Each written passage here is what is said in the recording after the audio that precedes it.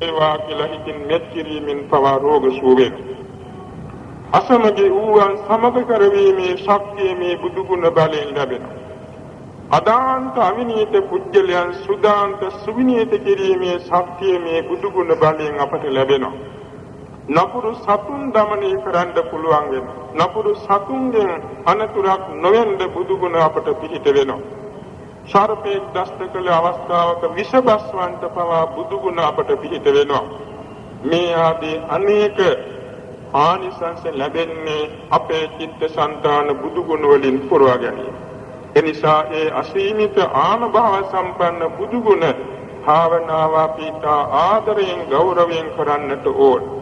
විශේෂයෙන් මේ කාලයේ දසාත දුක් ගින්දරහා පටිග ව්‍යාපාද ගින්දර දැල්වෙන කාලයේ තුන් ලෝකයේද අසීමිත මෛත්‍රියක් පතුරවා වදාළ තුන් ලෝකයේම මෛත්‍රී ජලයෙන් තෙමා වදාළ ඒ ශරුවක්ඥන් වහන්සේගේ ගුණය සිහිපත් කරලා මේ ලෝකයේ දුක් ගිනි නිවිලා මේ ලෝකයේ කෙලෙස් ගිනි නිවිලා ලොවට සිතක් ශාන්තියක් සැලසේවා කියා අසීමිත මෛත්‍රියක් පවත්වන්නට බුදු ගුණ අපට පිහිට වෙනවා. අපේ ජීවිතවලට ආරක්ෂාව ලබා ගැනීමටත් බුදු ගුණ හා සමාන වෙන පිහිටක් නැහැ. ඒක නිසා මේ බුදු ගුණ භාවනාව අපිට ගෞරවයෙන් ආදරයෙන් අප්‍රමාදව අනලස්ව ප්‍රගුණ කරගන්නට උත්සාහ ගනිමු. බුදු ගුණ භාවනාවේ අදාපට තියෙන්නේ සතරවෙනි බුද්ධ ගුණයයි සුගතෝ බුද්ධ ගුණය. මේ සුගතෝ බුද්ධ ගුණය පද 31කින් අපට පාඩම් කරගන්න මේ පාඩම් පත්‍රිකාවක් ලැබිලා තියෙනවා. මාසයක් තුල අපට පුළුවන් එක දවසකට එක එක ගුණය හරි මේක භාවිතා කිරීමෙන් ප්‍රගුණ කරගන්න පුළුවන්. මේ පද 31ක් වුණත් අර්ථ වශයෙන් තියෙන අපට ගන්න කරුණු පහයි. ඒ කරුණු පහ තේරුම් කරගත්තාම ලෙහෙසි. සුගතත්තා සුගතත්තා शोभनायस वागति गतत्ता सुंदरंठान सुगतो नाम ते नमो किया बुद्ध वंदना गाथाවක් තියෙනවා. ඒ ගාථාව සකස් වෙලා තියෙන්නේ විසුද්ධි මාර්ගයේන අර්ථ සම්පatti උඩයි. විසුද්ධි මාර්ගය පටිසම්භිදා මග්ග පාළිය කුද්දක පාඨ අට කතා වැනි අට කතාවන්හි මේ බුද්ධ ගුණ විවරණ කරලා තියෙනවා. එහි තේරුම් පහකට දක්වලා තියෙනවා. शोभन गमनत्ता सुंदरंठानं गतत्ता सम्मावा गतत्ता सम्मा गतत्ता सम्मावा गतत्ता सम्माच गदत्ता මෙන්න මේ තේරුම් පහයි. ඒ තේරුම් පහ අපි කෙටියෙන් සලක බලමු මේ පත්‍රිකාවේ අපට පාඩම් කරගන්න ලේසි වෙන්න. शोभन गमनत्ता ඉතිපිය සුගතෝ කියන්නේ ඒ සරුවඥන් වහන්සේගේ ගමන शोभනයි. උන්වහන්සේ පාගමනින් වඩන ආකාරය ශෝභනයි. මෙතන ශෝභන ගමන කියලා භාවනාවටගෙන තියෙන්නේ නිවනට ගමන් කළ ශෝභන මාර්ගය ගැනයි. එනම් ආර්ය අෂ්ටාංගික මාර්ගය. ඒ භාග්‍යවත් බුදුරජාණන් වහන්සේ පරිසුද්ධ වූ ආර්ය මාර්ග සංඛ්‍යාත ශෝභන ගමන් ඇති බැවින් සුගත නම් වනසේක. එතන පරිසුද්ධ වූ කියන්නේ කෙලෙසුන්ගෙන් අමිශ්‍රයි. මේ ආර්ය මාර්ගයේ කෙලෙසුන්ගෙන් අමිශ්‍රයි. ආර්ය මාර්ගය කියන්නේ ශ්‍රේෂ්ඨ මාර්ගය. ඊට මෙහා තියෙන සීල මාර්ග අනාර්ය මාර්ග. මාර්ග ආර්ය මාර්ග වශයෙන් කියන්නේ එකයි. එනම් නිර්වාණ මාර්ගය. ඒ සම්මා දිට්ඨිය ආදී අංගාටයි. සම්මා දිට්ඨිය ආදී අංගාට නම් අති පරිසුද්ධ වූ නෛර්යානික වූ ආර්ය වූ මාර්ගයේ ගමන් කළ බැවින් ශෝභන ගමන් නැති බැවින් ඒ සරුවඥන් වහන්සේ සුගත නම් වෙනවා කියන එක පළවෙනි තේරුම. ඒකට අපිට තියෙනවා පද 8ක් අහුල ගන්න. ශෝභන මාර්ගය ආර්ය අෂ්ටාංගික මාර්ගයේ බැවින් සම්මා දිට්ඨි සම්මා සංකප්ප ආදී පද 8ට 8 ආකාරයකින් අපිට මෙනෙහි කරන්න දෙනවා. ස්වාමීනි භාග්‍යවතුන් වහන්සේ ඔබ වහන්සේ ශෝභන වූ සම්මා දිට්ඨි මාර්ගයෙන් සම්මා දිට්ඨි නම් ගමන් නැති බැවින් සුගත නම් වනසේක. එතකොට සම්මා දිට්ඨිය කියන එක ඊළඟට අපට විග්‍රහ කරන්න දෙවනුව පුළුවන් වෙනවා. පළමුවෙන් සම්මා දිට්ඨිය කියලා එක වචනයක් අපි භාවිතා කරන්නේ.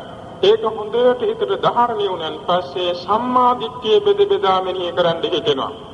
ඒක ඉදිරියට සම්මා දිට්ඨියේ ප්‍රභේද රාශියක් තියෙනවා. කම්මස්සගත සම්මා දිට්ඨිය, ධ්‍යාන සම්මා දිට්ඨිය, විපස්සනා සම්මා දිට්ඨිය, මග්ග සම්මා දිට්ඨිය, ඵල සම්මා දිට්ඨිය. එතන පහක් තියෙනවා. තවත් තියෙනවා දුක්ඛේ ඥාන සම්මා දිට්ඨිය, දුක්ඛ සමුදය ඥාන සම්මා දිට්ඨිය, දුක්ඛ නිරෝධේ ඥාන සම්මා දිට්ඨිය, දුක්ඛ නිරෝධගාමිනී පටිපදා ඥාන සම්මා දිට්ඨිය.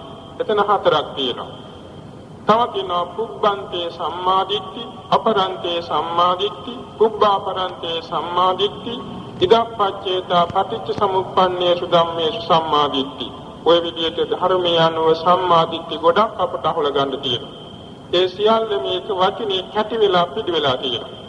අපි එයින් පළමුවෙන් සම්මා දිට්ඨි ගමන් නැති බැවින් සුගතනම් වෙනවා කියන එක භාවනාවට ගන්නවා. ඊළඟට සම්මා සංකප්ප, සම්මා වාචා, සම්මා කම්මන්ත, සම්මා ජීව, සම්මා වායාම, සම්මා සති, සම්මා සමාධි. මේ එකක් පාසා සෝබන ගමන් නැති බැවින් සුගතනම් වෙනවා. එතකොට මේ ආර්ය අෂ්ටාංග මාර්ගයේ පද 8 මුල සිට අගට සිට මුලට අපට කියන්න පුළුවන්. ඒ විදිහට පුළුවන් වුණාම මේ එක එක පදයක තියෙන අභ්‍යන්තර තේරුම් අපට වැටෙන්න පටන් ගන්නවා. දැන් සම්මා සංකප්පෝ කියනකොට නික්කම්ම සංකල්ප, අව්‍යාපාද සංකල්ප, අවිහිංසා සංකල්ප කියලා පද තුනක් තියෙනවා. ඒක තවත් ප්‍රභේද වෙනවා. ඒවා Tamanට වැටෙන්න පටන් ගන්නවා මේ භාවනාව හොඳට වඩ아가න යනකොට. සම්මා වාචා කියනකොට අපි එක වචනයක් කියන්නේ නමුත් පද හතරක් අපට හොලන්න තියෙනවා. මුසාවාදා වේරමණී සම්මා වාචා, පිසුනා වාචා වේරමණී සම්මා වාචා, ඔය විදිහට. සම්මා කම්මන්ත කියන එකත් එහෙමයි. පද තුනකට අපට හොලන්න පුළුවන්. සම්මා ආජීව, සම්මා වායාම හතර ආකාරයකට හොලන්න පුළුවන්. සම්මා සති හතර ආකාරයකට හොලන්න පුළුවන්. සම්මා සමාධිය 8 ආකාරයකට හොලන්න පුළුවන්. තවත් ප්‍රභේද තියෙනවා. එතකොට මේ සෝබන ගමනත්තා ඉතිපි සුගතෝ, පරිසුද්ධ වූ ආර්ය මාර්ග සංඛ්‍යාත සෝබන ගමන් ඇති බැවින් සුගතනම් වනසේක කියන පද ඇතුලේ කොච්චර අපට බුදු ගුණ හොලන්න තියෙනවද? 100,000 ගාණක් තියෙනවා. ඊටත් වඩා තියෙනවා. ඊළඟට සුන්දරං ථානං ගතත්තා ඉතිපි සුගතෝ, අජරාමර ශාන්ත සුන්දර නිර්වාණයට ගමන් ගත් බැවින් සුගතනම් වනසේක. එතකොට එතන එක වචනය අපට අහුලා ගන්න තියෙනවා බොහෝම ප්‍රභේද වශයෙන්. අජාති, අව්‍යාදි, අජර, අමත, අශෝක, අනුපායාස, අපරිදේව මේ බොහෝ නම් වලින් නිර්වාණය අපට අහුලන්න තියෙනවා. නිර්වාණයට යම් පමණ නම් තිබෙනවා නම් ඒ සියල්ලම මේ අජරාමර ශාන්ත සුන්දර කියන වචනයට එකතු වෙනවා. එතකොට භාග්‍යවතුන් වහන්සේ සෝබන වූ ආර්ය මාර්ගයෙන් ගමන් කොට වදාළේ අජරාමර සුන්දර නිර්වාණයට. ඒක අපි මෙනෙහි කරනවා. මෙනෙහි කරන්න අසීමිත ශ්‍රද්ධාවක් අපේ సంతාන වල පහළ වෙනවා. නිර්වාණය පිළිබඳ ප්‍රභේදගත නුවණක් පහළ වෙනවා. ඊළඟට සම්මාච ගතත්තායිති පිසුගතෝ, ඒ කියන්නේ උන්වහන්සේ යම් මාර්ගඥානයකින් කෙලස් නැසුවා නම් ඒ මාර්ගඥානයෙන් නැසූ කෙලස් නැවත උපදින් නැති හැටියට උන්වහන්සේ නිවන් ගමන ගමන් කළා. සෝවාන් මාර්ගයෙන් යම් ක්ලේශයක් ප්‍රහාණය කළා නම් ඒ ජීවිතේ කවදාකවත් නැවත ඒ ක්ලේශය පහළවන්නේ නැහැ. සකදාගාය මාර්ගයෙන්, අනාගාය මාර්ගයෙන්, අරිහත් මාර්ගයෙන් යෙතේ. මේ විදිහට සතර මාර්ගඥානෙන් නැසූ කෙලෙසුන් නැවත නූපදවමින්ම නිවනට ගමන් කළ බැවින් සුගතනම් වෙනවා. මේ තුන්වෙනි තේරුම. සම්මා වාගතත්තා ඉතිපි සුගතෝ කියන තැන දීපංකර පාදමූලයේ පටන් බෝධි මණ්ඩලයේ දක්වා කාම සුඛල්ලිකාන යෝග, අත්කලමතාන යෝග, සාස්වත දෘෂ්ටි, උච්ඡේද දෘෂ්ටි කියන අන්තද්වේත වැටෙන්නේ නැතුව, උභයාන්තයට වැටෙන්නේ නැතුව මධ්‍යම ප්‍රතිපදාවකින් ගමන් කළා. ඒ නිසා සුගතනම් වෙනවා. ඊළඟට සම්මාච ගදත්තායිති පිසුගතෝ, සම්මාච ගදත්තා කියන්නේ උතුම් ධර්ම දේශන ඇති බව. ඒ භාග්‍යවතුන් වහන්සේ බුද්ධත්වයට පත් වූ දාසිත පිරිනුවන් පාන මොහොත දක්වාම යම් පමණ වචන දේශනා කළා කියනවා. ඒ සියල්ලම සම්‍යක් වචන. සම්‍යක් වචන. දින නිගණ්ඨනාථ පුත්‍රතුමාගේ ප්‍රධාන දායක කෙනෙක් වන අබේ රාජ කුමාරයා නිගණ්ඨනාථ පුත්‍රයා වෙත පැමිණි විට උබතෝ කෝටික ප්‍රශ්නයක් උගන්වනවා. තථාගතයන් වහන්සේගෙන් මේ ප්‍රශ්නය අහන්නයි කිව්වා. අබේ රාජ කුමාරයා ඥානවන්ත කෙනෙක්. එනිසා කෙලින්ම ප්‍රශ්න අහන්නේ නැතුව බුදුරජාණන් වහන්සේට දානෙට ආරාධනයක් කළා. බුදුරජාණන් වහන්සේ දැනම දානෙට ආරාධනා පිළිගත්තා. පසුදා උදෑසන අබේ රාජ කුමාරයාගේ නිවසට සරුවක්ඥන් වහන්සේ වැඩියා. දානෙ පිළිගන්නවා.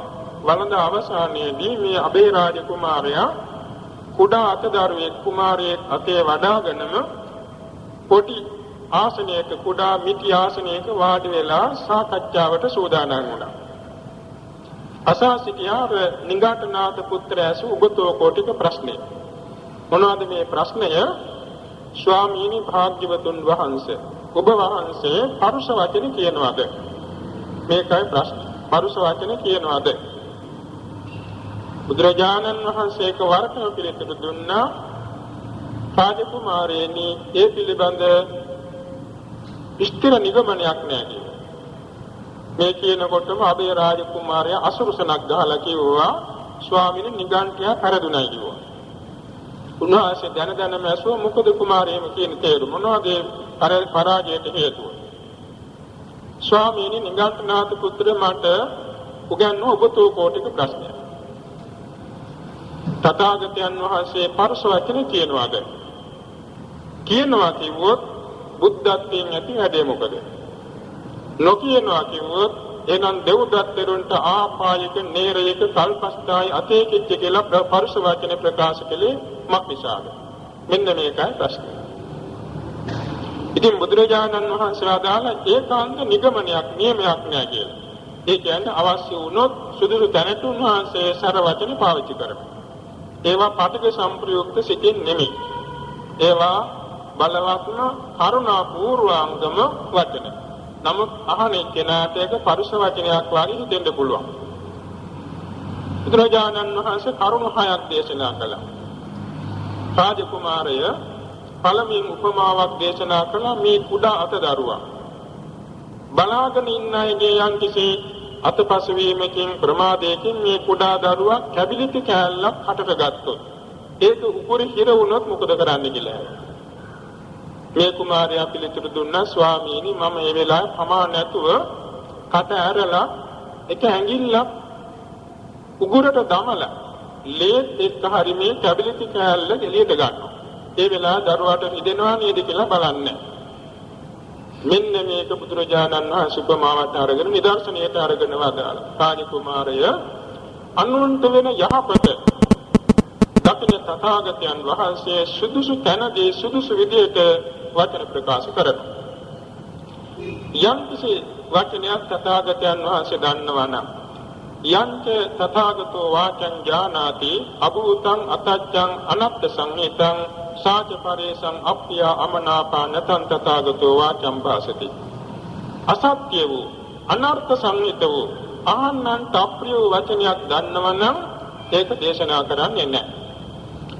යම්පිකෝ තථාගතෝ වාචං ඥානාති භූතං තච්ඡං අනත්ත සංහිතං සාච පරේසං අප්පිය අමනාපා නතං තථාගතෝ වාචං භාසති. සත්‍ය වූ වචනේ වුණත් අහන්නන්ට අනර්ථ කරන අප්‍රිය නම් එවැනි වචනයක් තථාගතයන් වහන්සේ දේශනා කරන්නේ. යංචකෝ තථාගතෝ වාචං ඥානාති භූතං තච්ඡං අත්ථ සංහිතං සාච පරේසං අප්පිය අමනාපා තක්ත කාලඤ්ඤෝ හෝති තථාගතෝ තස්සා වාචාය වේයාකරණාය. යම් කිසි වචනයක් තියෙනවා සත්‍යයි. ඇත්ත කාරණයක්. අහන්නන්ට අර්ථයක් වෙනවා. අහන්නන්ට අප්‍රියයි. එවැනි වචන සුදුසු තැන්හිදී වේලාව අනුව දේශනා කරනවා. ඒ දෙව්දත්තරුන්ට ප්‍රකාශ කළේ එහෙමයි. ඒ සත්‍ය වචනයක් අහන්නන්ට අර්ථකරයි අර්ථදායකයි. අහන්නට අප්‍රියයි. නමුත් ඒක සුදුසු අවස්ථා බලා උන්වහන්සේ දේශනා කළයි වචනේ. යම් තථාගතෝ වාචං ජානාති අභූතං අතච්ඡං අනත්ත සංහිතං සාචිපරේසං පියාමනාපාන තථාගතෝ වාචං භාසති. යම් වචනයක් දන්නව අසත්‍යයි අනර්ථ කරයි අහන්නන්ට නම් ප්‍රියයි නමුත් එවැනි වචන දේශනා කරන්නේ යංචකෝ තථාගතෝ වාචං ජානාති භූතං තච්ඡං අනත්ත සංහිතං සාචිපරේසං පියාමනාපාන තථාගතෝ වාචං භාසති. සත්‍ය උනත් අහන්නන්ට ප්‍රියමනාප උනත් අනර්ථ කරන එවැනි වචනයක් දේශනා කරන්නේ තථාගතයන් වහන්සේ. යංචකෝ තථාගතෝ වාචං ජානාති භූතං තච්ඡං අත්ථ සංහිතං සාචිපරේසං පියාමනාපා තත්ත කාලඤ්ඤෝ හෝති තථාගතෝ තස්සා වාචාය වේයාකරණාය. යම් කිසි සත්‍ය වචනයක් අහන්නන්ට ප්‍රියයි මනාපයි නම් අර්ථදායක නම් එය සුදුසු වේලාව අනුව උන්වහන්සේ ප්‍රකාශ කරනවා. අනේක ඥාති සංසාරං ගාථාවේ පටන් පරිනිර්වාණ මංචකේ දක්වා දෙසූ සද්ධර්මයෙන් වැඩිම ප්‍රමාණයක් මෙන්න මේ ආනෝ දෙසූ ධර්මයයි. සත්‍ය වූ අර්ථදායක වූ අහන්නන්ට ප්‍රියමනාප වූ ධර්ම දේශනාව. ඒ අතරතුර විනය ශික්ෂා පැනවීම ආදී අවස්ථාවල භික්ෂූන්ගේ වරදට අනුව නිග්‍රහ කරමින් දොස් පවරමින් මෝග පුරුෂ වචනින් කතා කරමින් බොහෝ උන්වහන්සේ අනුන්ට අප්‍රිය වචන ප්‍රකාශ කළා කියනවා. ඒවා අර තුන්වෙනි වචනයට අයිති වචන. සත්‍ය වූ අහන්නන්ට අප්‍රිය වූ එහෙත් අර්ථදායක වචන. මෙන්න මේ විදිහට භාග්‍යවත් බුදුරජාණන් වහන්සේ සුදුසු කාලයේ බලා අර්ථවත් වූ සත්‍ය වූ වචන දේශනා කරනවා කියන කාරණේ අබේරාජ කුමාරයාට ප්‍රකාශ කළ තැන එතුමා අර ලබ්ධි සියල්ල මත අර දාලා පෙරුවන් සරණ ගිය බෞද්ධ උපාසක කෙනෙක් බාටපත් වුණා.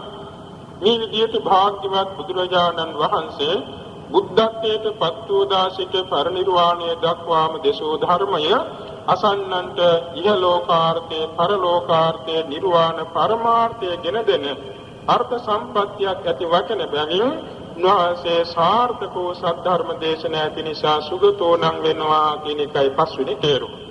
සම්මාච ගදත්තායිති සුගතෝ කියන්නේ. ඒකට අපි ධර්ම ගුණ 6 සම්බන්ධ කරලා තියෙනවා. ස්වාක්ඛාත ධර්මයේ දේශෝ බැවි, සම්දිත්තික ධර්මයේ දේශෝ බැවින් යනාදී අර්ථ පන්තියක්. ඒතකොට මෙන්න මේ කරුණු ටික දැන් අපි මේ පත්‍රිකාවේ තියෙනවා කාටත් කියන්න පහසුවෙන් තියෙනවා. ඒ නිසා අපි මේ මාසයකට සෑහෙන භාවනා පාඩමක් හැටියට ගනිමු. මේක දවසකට වරක් දෙකක් අනිවාර්යයෙන්ම කියවන්නට ඕනේ. ධාරණය කරගන්නට ඕනේ.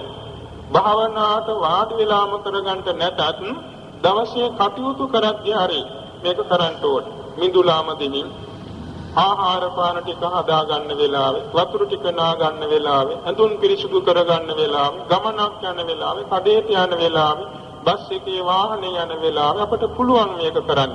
මේකට වේලාවක් අවශ්‍ය නැහැ. වේලාවක් වෙනම තියනවා නම් බුද්ධ වන්දනා කරලා ඒ එකම කරගන්නට ඕනේ. අනිත් හැම අවස්ථාවකම මේක භාවනාවක් හැටියට භාවිතා කරන්න අපි පුරුදු වෙන්නට ඕනේ. නිදසුනක් වශයෙන් අපි ගනිමු. අපි අවදි වූතන් පටන් නිින්දට යනතුරු නිදාගත්යන් පටන් අවදි වෙනතුරු නොකොඩවා පවත්වන දෙයක් තියෙනවා. මොනවාද? හුස්ම ගැනීම හෙලීම. අපි සිතුවත් නොසිතුවත් හුස්ම ගැනීම හෙලීම සිදු වෙනවා ක්‍රියාවක් වශයෙන්. ඒ වගේ අපට ඉබේම සිදුවෙන හැටියට මේක ප්‍රගුණ කරලා තියෙන්නට ඕන. ඉබේම සිදුවෙන හැටියට හිතේ ධාරණය කරගත්තාම අපට කිසි මහන්සියක් දැනෙන්නේ නැහැ, වෙහෙස දැනෙන්නේ නැහැ, බඩගින්නක් දැනෙන්නේ නැහැ, පිපාසයක් දැනෙන්නේ නැහැ, තරහක් එන්නේ නැහැ, අමනාපයක් එන්නේ නැහැ, හිතේ දුකක් කනගාටුවක් එන්නේ නැහැ. බුදු ගුණ තුලම අපේ සිත පීනමින්, බුදු ගුණ තුලම අපේ සිත කිමිදෙමින්, බුදු ගුණ තුලින් මාපේ සිත නිවෙමින් සැනසෙමින් සැපසේ දවස ගත කරගන්නට පුළුවන් වෙනවා. මෙන්න මේ විදිහේ අනේකානිසංස ඇති මේ භාවනා පාඩම අද ප්‍රගුණ කරගනිමු. තුන් ලෝක ධාතුවට පිහිට වෙන්න ලෝභාල වූ ශාන්තිනායක සම්මා සම්බුදුරජාණන් වහන්සේගේ අසීමිත බුද්ධ ගුණානුභව බලයෙන් මේ බුදු ගුණ භාවනාවට ප්‍රඥා පාරමිතාවක්ම වේවා. මේ බුදු ගුණ භාවනා තුලින් අපට බුද්ධ ගුණ ආරම්භණය තුලින් චිත්ත සමාධිය ලැබේවා. ඒ සමාධියෙන් විපස්සනා ඥාන පහළ කරගෙන ප්‍රාර්ථනා කළ අධිගම ඥාන වලින් සාන්ත නිවන් සුව ලබන්නට හේතු වේවා දින පැතුමින් දැන් බුදු ගුණ පාඩම ආරම්භ කරමු. පූර්ව කුර්කේ සම්පාදනය කිරීමට নমස්කාරය කියමු. නමෝ තස්ස භගවතෝ අරහතෝ සම්මා සම්බුද්දස්ස නමෝ තස්ස භගවතෝ අරහතෝ සම්මා සම්බුද්දස්ස නමෝ තස්ස භගවතෝ අරහතෝ සම්මා සම්බුද්දස්ස ඉතිපිසෝ භගවාරහං සම්මා සම්බුද්ධෝ විඤ්ඤාචරණ සම්පන්නෝ සුගතෝ ලෝකවිදු අනන්තරෝ පුරිස ධම්මසාරති සත්තා දේව මනුස්සානං බුද්ධෝ භගවාතේ. මේ වාක්‍ය ස්වාමීනි භාග්‍යවතුන් වහන්සේ ඔබ වහන්සේ වාසනා සහිත සකල ක්ලේශයන් කෙරෙන් දුරු හේින්ද රාගාදී කෙලෙස් සතුරන් නසුහින්ද සංසාර චක්‍රයාගේ අවිද්‍යාදී කෙලෙස් අරසිඳලු හේින්ද ආමිස ප්‍රතිපත්ති පූජාවන්ට සුදුසු හේින්ද ප්‍රාසත් පවක් නැති අති පරිසුද්ධ සංතාන ඇතින්ද අරහත්නම් වනසේක මෙසේ අරහං ආදී අනන්ත ගුණයෙන් සමන්වාගත වූ සම්මා සම්බුද්ධ රත්නයට මාගේ නමස්කාරය වේවා. මාගේ ජීවිතයද පූජා කරමි පූජා වේවා. සාදු සාදු සාදු ස්වාක්ඛාතෝ ගාථා ස්වාක්ඛාතෝ භගවතා ධම්මෝ සම්නිත්තිකෝ කාලිකෝ ඒපස්සිකෝ පනයිකෝ පච්චත්තං වේදිතං බෝ විඤ්ඤුයිති. ස්වාමීනි භාග්‍යවතුන් වහන්සේ ඔබ වහන්සේ විසින් ජය ශ්‍රී මහා භූමැඩදී අවබෝධ කොට වදාළා වූ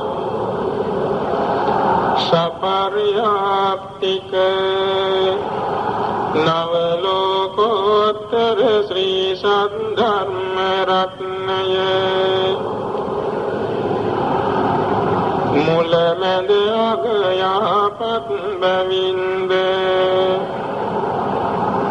අර්ථ සම්පන්න ව්‍යංජන සම්පන්න සර්ව සම්පූර්ණ සුපරිසුද්ධ ශාසන බ්‍රහ්මචර්යාව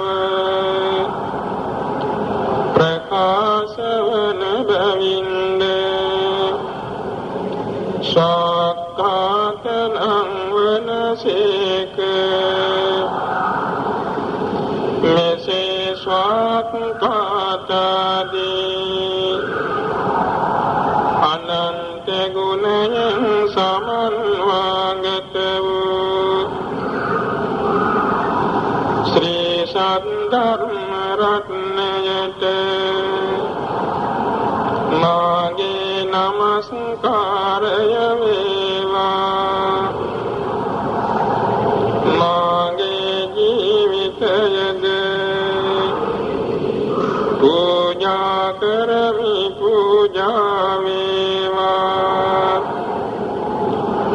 සාදු සාදු සාදු. සුපටිපන්නෝ ගාථාපද. සුපටිපන්නෝ භගවතෝ සාවක සංඝෝ උජ්ජෝපටිපන්නෝ භගවතෝ සාවක සංඝෝ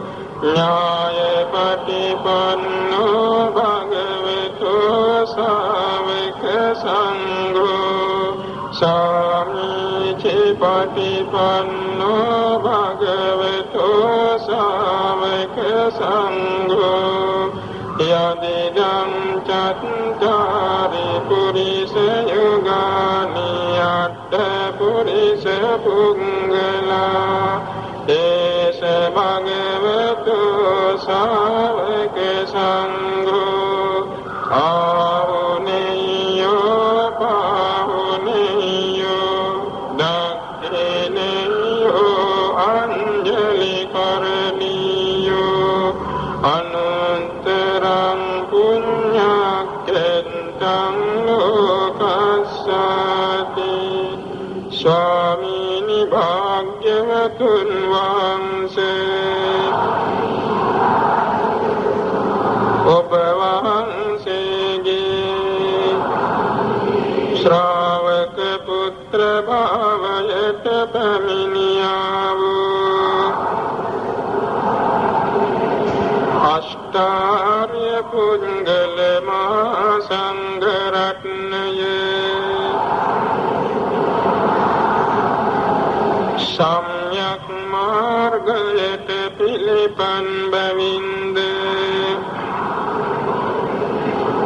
සුපටිපන්නං වනසේක. මෙසේ සුපටිපන්නතාදී අනන්ත ගුණයෙන් සමන්වාගත වූ මහා සංඝ රත්නයට මාගේ නමස්කාරය වේවා. මාගේ ජීවිතයද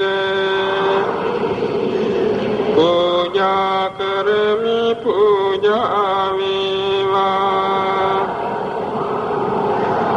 සාදු සාදු සාදු. පියෝච ගරු භාවනියෝ වත්තාච වචනක්කමෝ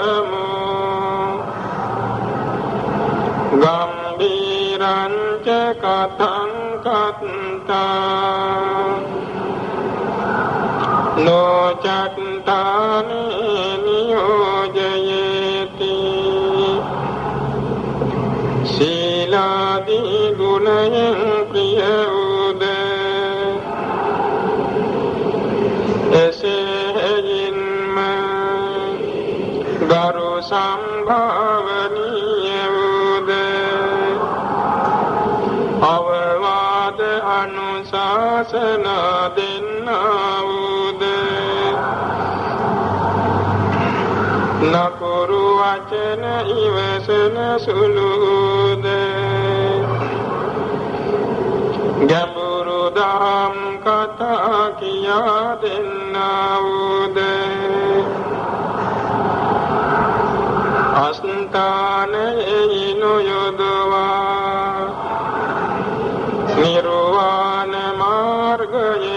පුදවන්නා වූද කල්යාණ මිත්‍රයන් වහන්සේලාට මාගේ නමස්කාරය වේවා.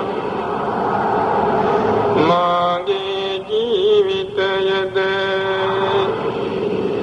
පූජා කරමි පූජා වේවා. සාදු සාදු සාදු. ස්වාමීනි භාග්‍යවතුන් වහන්සේ මාගේ සිත කය වචනයෙන් සිදු වූ සියලු පමා වරදට බුද්ධ රත්නය මට සමාවන සේක්වා. ධර්ම රත්නයද මට සමාවන සේක්වා. සංඝ රත්නයද මට සමාවන සේක්වා. ආර්යයන් වහන්සේලාද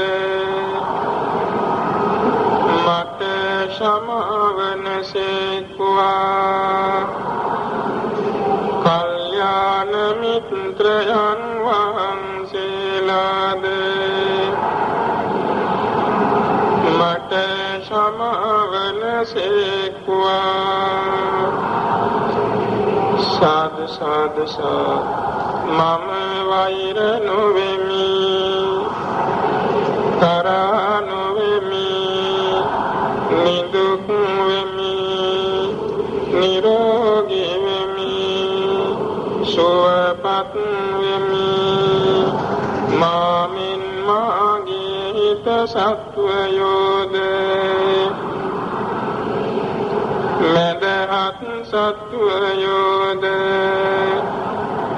වෛරී සත්වයෝද සියලු සත්වයෝද වෛර නොවෙත්වා තරහ නොවෙත්වා නිදුක් වෙත්වා නිරෝගී වෙත්වා සුවපත්